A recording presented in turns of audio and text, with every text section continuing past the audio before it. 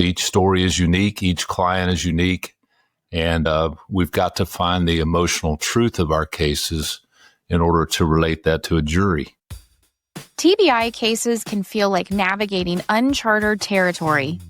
Your client's injury is real, but proving it, that's where the real challenge begins. If you've ever felt like you're missing crucial pieces of the puzzle, you're in the right place. Welcome to Winning the TBI Case, where Tom Crosley shares the insights he's gained from over 60 injury trials. Not just the victories, but the lessons learned along the way that make all the difference. Winning the TBI Case. Strategy, science, and storytelling. In this episode, Tom welcomes veteran trial lawyer John Sloan for an insightful discussion on the art and the heart of trying traumatic brain injury cases. Welcome back to Winning the TBI Case. I'm your host, Tom Crosley. Today, we are joined by trial lawyer John Sloan. John, how are you? Doing well. Thanks for having me, Tom. Now, I'm excited to have John on the program today. John is a lawyer's lawyer. He's been a trial lawyer for decades. He was involved with the faculty of the Trial Lawyers College. We're going to talk a little bit about that. His firm is the Sloan firm with 15 lawyers in 3 different offices. And John, what I'd like to start with is tell us about your law practice and what it's been like, and in particular, your focus on TBI cases. Okay. Well, so I graduated from law school in February of 1980. So the first 3 years of my practice was in Henderson, Texas, and I tried everything from boundary line disputes to divorces to murder cases. I actually tried 6 murder cases over that period of time. And I got to try 1 trucking case and absolutely didn't know what I was doing. But my client had a brain injury, and that kind of got me interested in doing that kind of work. I ended up representing a lawyer several years after that who also had a brain injury, and actually tried my first brain injury case in 1993 in Scurry County, Texas. So I've been trying those cases ever since, of course, along with a bunch of other different kinds of injury cases. But am particularly interested in TBI cases. I see them as most lawyers should see them in a lot of the car wreck and truck wreck cases that we have at our firm. That's what I've been doing. I've tried over 150 cases in my career. I haven't had a trial yet this year, but I've got 2 set in December that I hope will get tried. So, well, I hope at least one of those 2 goes for you, John. And for your sake, I hope they don't both go to trial at the same time. It's, when it rains, it pours, and sometimes that's true. Yes. Yeah. Back-to-back trial settings are not a good thing. Hey, John, tell us about your role with the Trial Lawyers College, what you've done as faculty in that organization, how you teach lawyers to be better trial lawyers. Okay. I was a student at the Trial Lawyers College in 1998.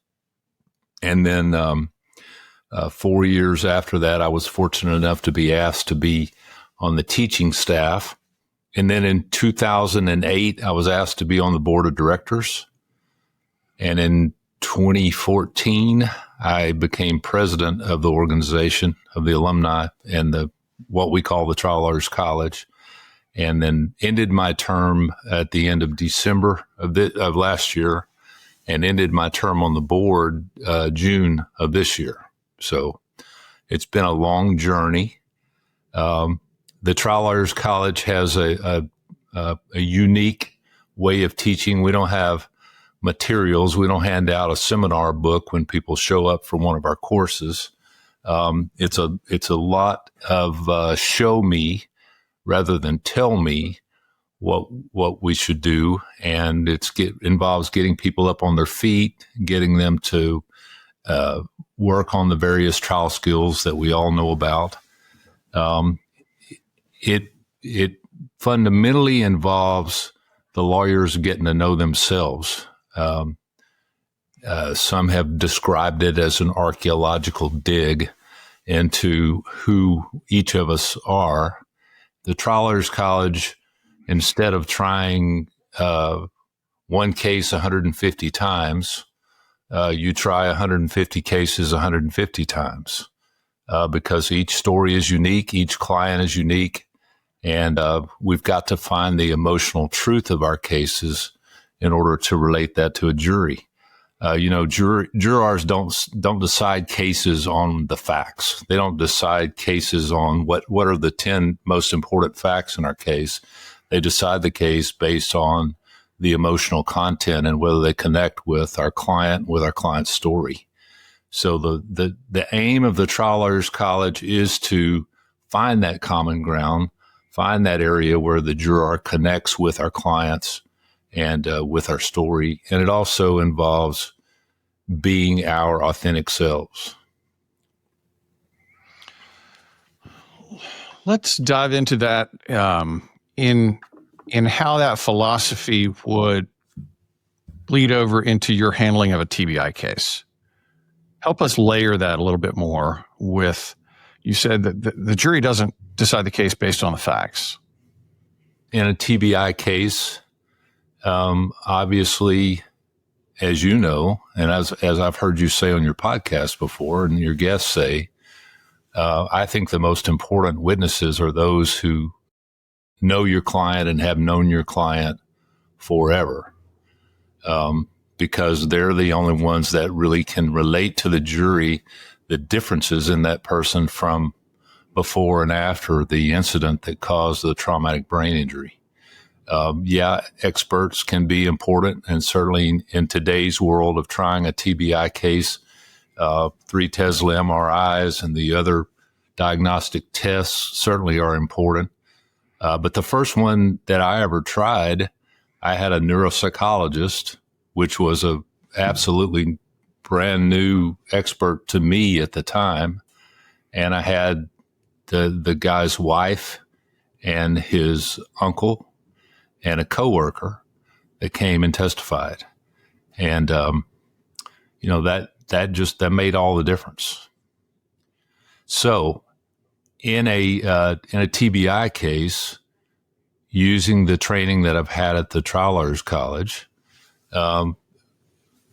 it's very important to get to know the client, obviously, and to use that to find out the emotional truths of that person's story. As you know, many TBI clients have no self-awareness whatsoever. I've had people in my office with their family, and I'll ask the guy or woman, do you ever feel like you're foggy upstairs? Do you have short-term memory loss? Are you irritable? All the signs and symptoms of a traumatic brain injury. And the person who's actually injured is going to sit there and say, no, I don't have any of those things. And the family will be in the background going, yes, he does. Yes, he does. Too often we get so wrapped up in everything that we have to do that we don't do the work that we need to do to really, really know our clients. I think every plaintiff's lawyer ought to be visiting in their client's home.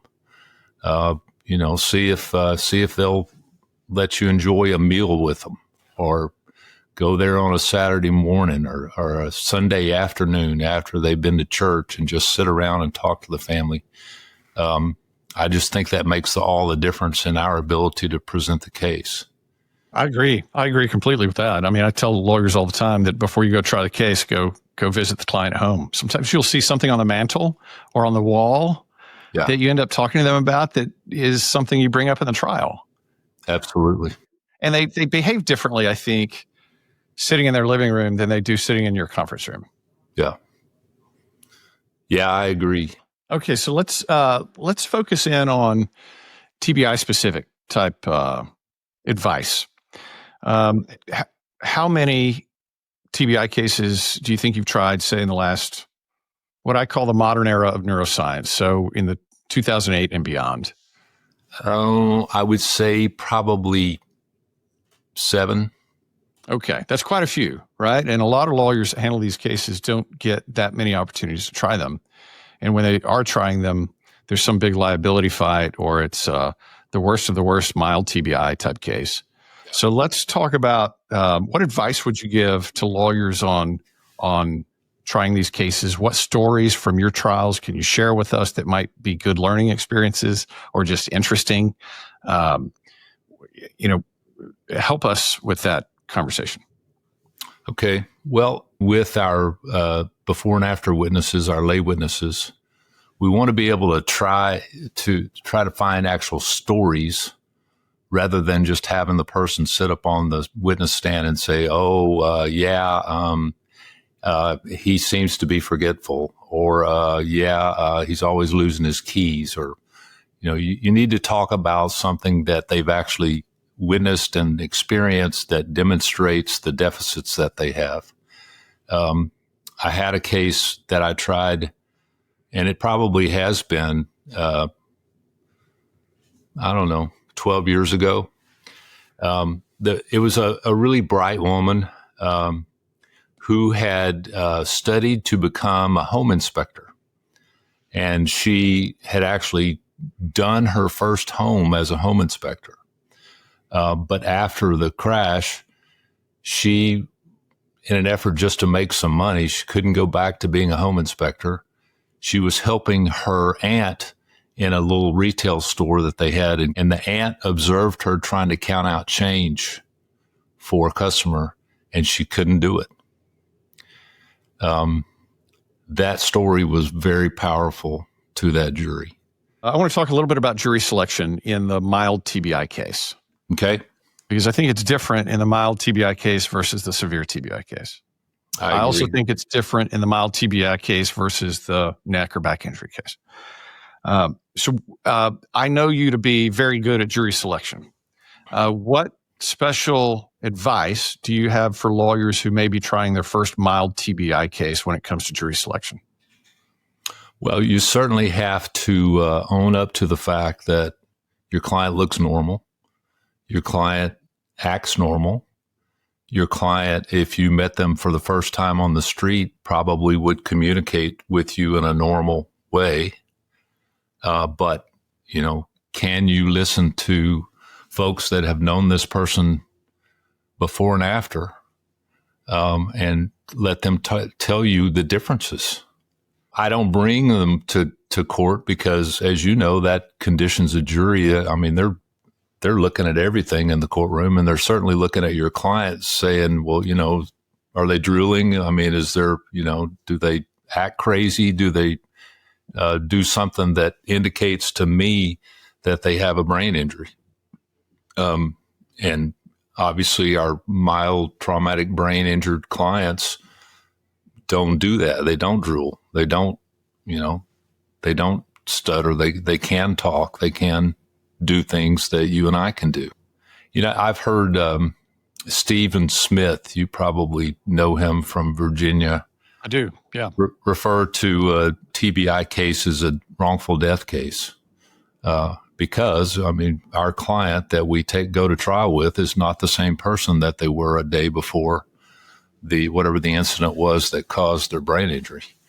I think that's a really good analogy. The way I use that in the cases I try is, let's say my plaintiff's name is John.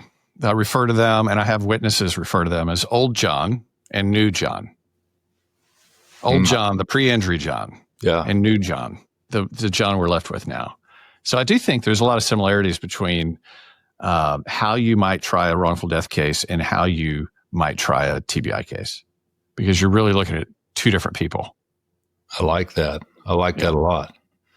I also like to have my before and after witnesses endorse characteristics that are characteristics of a traumatic brain injury.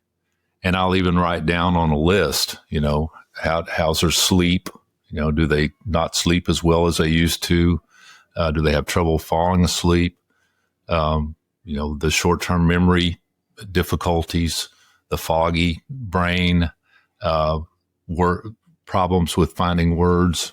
And then if I call a neuropsychologist, have them endorse those characteristics as all being signs and symptoms of a brain injury. You tried a case in Florida not too long ago that was a mild TBI case. Is that right? Yes. Tell us about that one and what are the lessons we can take away from that case? My client was an employee at Disney World, and he absolutely loved the fact that he got to work in the little store that's right inside the gate at Disney World. And he got to sell those passes that enable you to go to the front of the line on all the rides. He's driving on a freeway in Florida. He's just to the west of Orlando, and he's got traffic on both sides. And he says he sees a tire in front of him, and so he hits his brakes. And he's slammed into from behind by a truck. It actually, the impact was so severe, it drove his head up, and he hit the junction of the sunroof and the rest of the roof, caused a really nasty cut. But within 24 hours of his hospitalization, there's records of him talking about, when can I go back to work? When can I go back to work? And he indeed did go back to work about, 3 or 4 weeks after the crash. The defendants had surveillance video of him. They hired I called it spy versus spy. They had a guy with an iPhone on his belt, and he filmed him selling his fast passes and doing all that stuff. I could not get his family doctor to endorse a brain injury. She didn't kick me out of her office, but she said in no uncertain terms, no, hey, I'm not going to talk about that. But I had a really good neuropsychologist. I had him there for voir dire, and as I was talking about what his situation is, the client is in the room, and he starts weeping loudly, and of course, I'm scared to death this is going to turn the jury off, or they're going to feel like he's not being sincere or whatever. They're like, this guy's a grown man, and he's in here crying in front of all of us, and he must be sincere, etc. A lot of times when we have a great result, I believe it's as a result of dumbassery on the other side. This guy that defended this case had no idea what a traumatic brain injury case was. He called a neurologist that had never seen my client, who said it was all fake, and but didn't treat TBI. Regularly sent his patients to neuropsychologists. Endorsed what they find and believe, and treated my client like he was a faker, treated me like I was a shyster ambulance chaser. And best offer going to trial was about $20,000, which was actually less than, well, it's about equal to his medical bills, but I didn't offer his medical bills into evidence. And we got a verdict for about $3 million. Very nice. And did you put on a future life care plan or lifetime cost of medical expense? I did. Yeah, I did.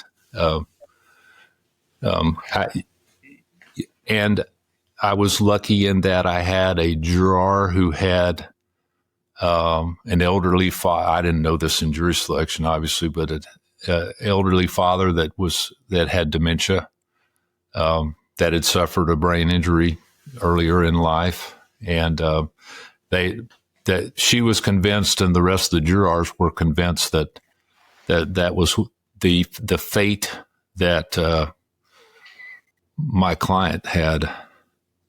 So I'm assuming your client had some positive neuroimaging at some point then. No, he did not. As you know, when you get to be a certain age, and he was in his early 60s, it's really tough to do a 3 Tesla MRI and find a neuroradiologist that will say that's as a result of the TBI. Right. But I tell you what, I had a great witness, and that was a guy who was a security officer at Universal Studios where my client worked.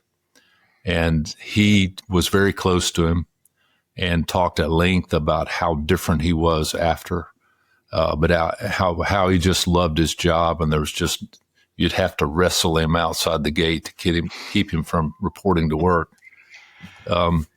They also, speaking of dumbassery, showed a surveillance video of my client walking his wife, who had a terminal illness and had actually died before trial, walking her into their apartment.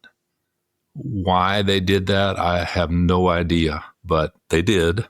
And that didn't go over well with the jury as well. You mentioned that you had this one lady on the juror whose father had dementia and had a brain injury when he was younger. And so she kind of thought and maybe persuaded the other jurors that your client would end up with early onset dementia due to this head injury. Yeah, that's right. Did you have any medical expert testimony to support that theory?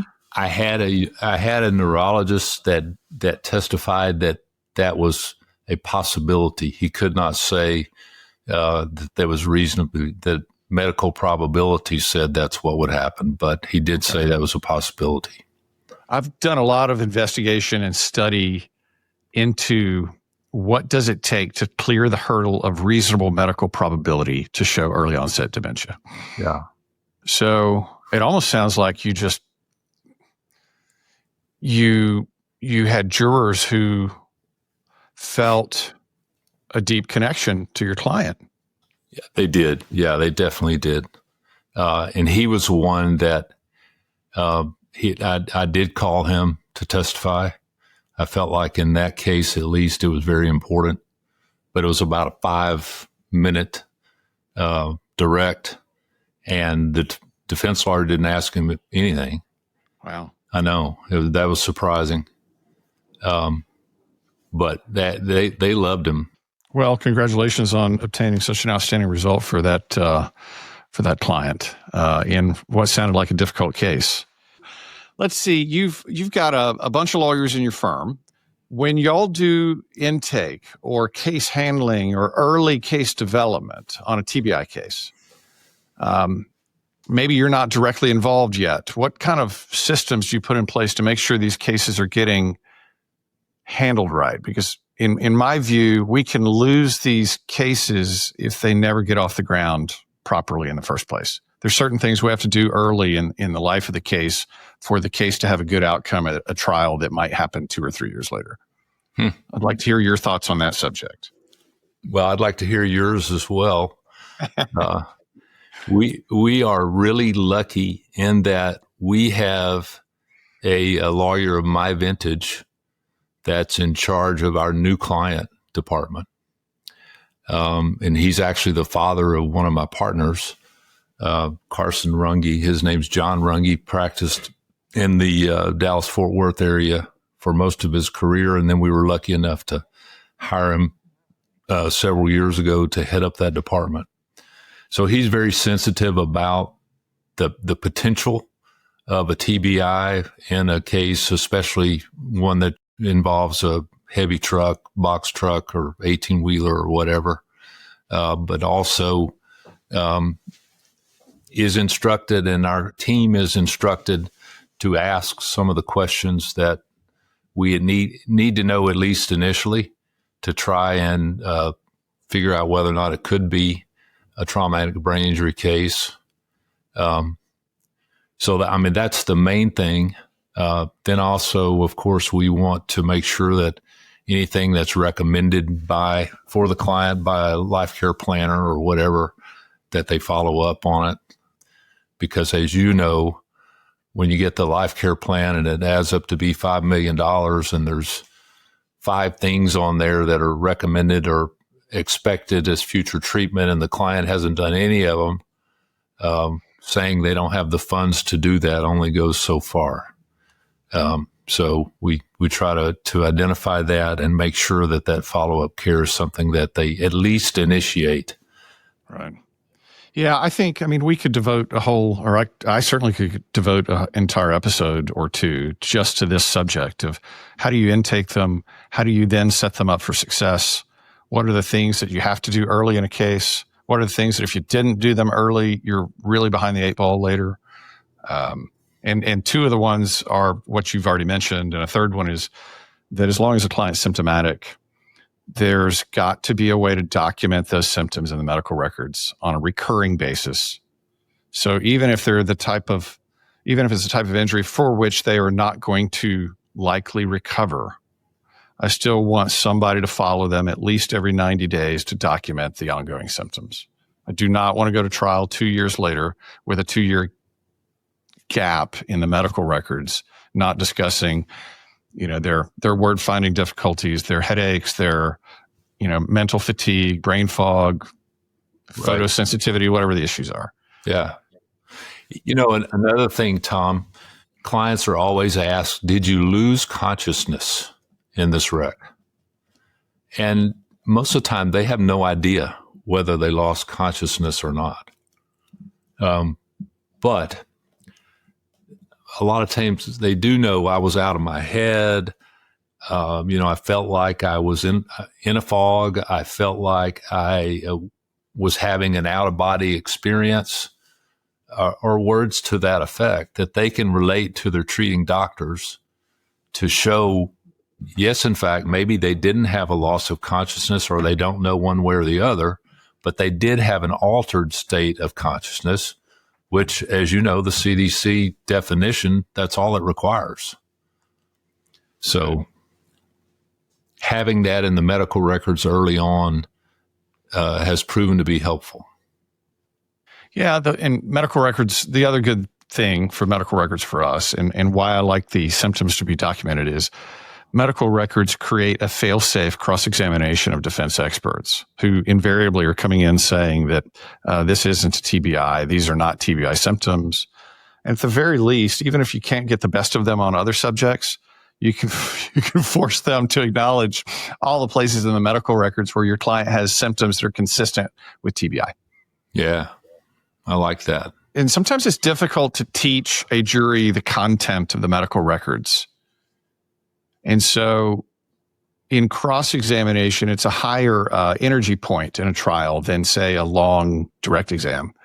And so sometimes just it allows you to highlight what's in the medical records in a way that's a little bit adversarial, where the defense is just kind of forced to acknowledge, yep, that's in there. Yes, that's what's reported. Yes, he's still reporting that 2 years later. I can remember the old days when people tried cases with just a neuropsych on each side. Yeah. But I think absolutely. It's evolved quite a bit since then. There's another one. He had a good neuropsych report. I mean, good for his case, not good for him. But he felt like he was one of those that was not self-aware. So he goes back to work and he works as a dispatcher for an oil field company up in Oklahoma. And his boss called his wife by noon that day and said, "Oh my God, he cannot do this. I'm going to have to send him home, or would you come get him?" Because he said he walked into his office and he had sticky notes all over his office trying to remind himself of what it was that he needed to do. So I think that's a really good example of the inability of some people to recognize that there's a problem, recognize that they need the help. Right. I had a case, I didn't try this, but it was one of the cases I handled, and it was a doctor's wife, maybe 40 years old, and she's rear-ended in her SUV, and there's not a whole lot of property damage on her Land Cruiser, heavy-duty SUV. Yep. But it hit her in a way that her head whipped back into the headrest, and she was concussed. And I knew this person. This was a friend of my wife's. So I knew what she was like before. I knew that she was probably not normally a lawsuit type person. But she described trying to pack her kids' suitcases for some kind of trip that they were taking to Toronto, Canada, and laying everything out and not being able to pack suitcases. It took her 3 days to pack suitcases because she just couldn't. I don't know what, I mean, to me, it was visual, and it was something completely different and out of character for this person. I ended up getting her evaluated by a neuroscientist who ran a battery of tests and wrote a report that ultimately got that case settled because there was only, I think, $100,000 of insurance on the other side.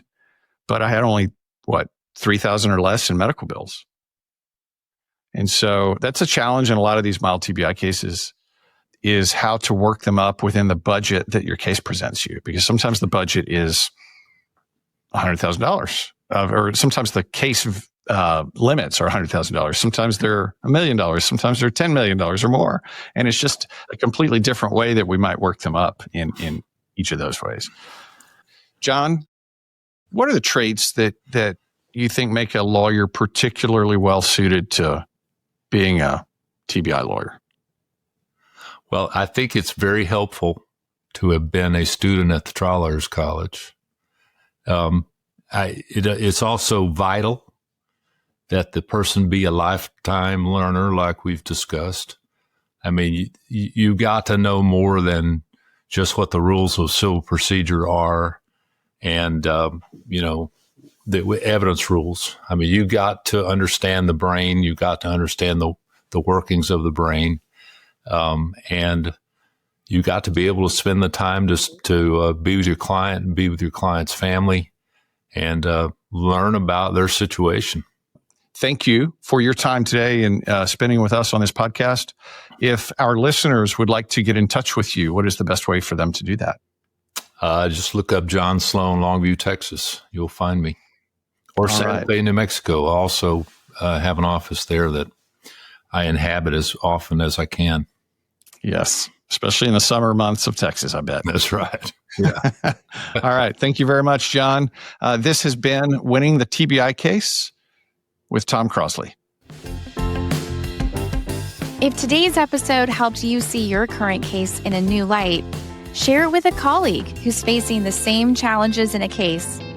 Subscribe wherever you get your podcasts and join our community of trial lawyers who refuse to settle for average results. This has been Winning the TBI Case. Strategy, science, and storytelling with Tom Crosley.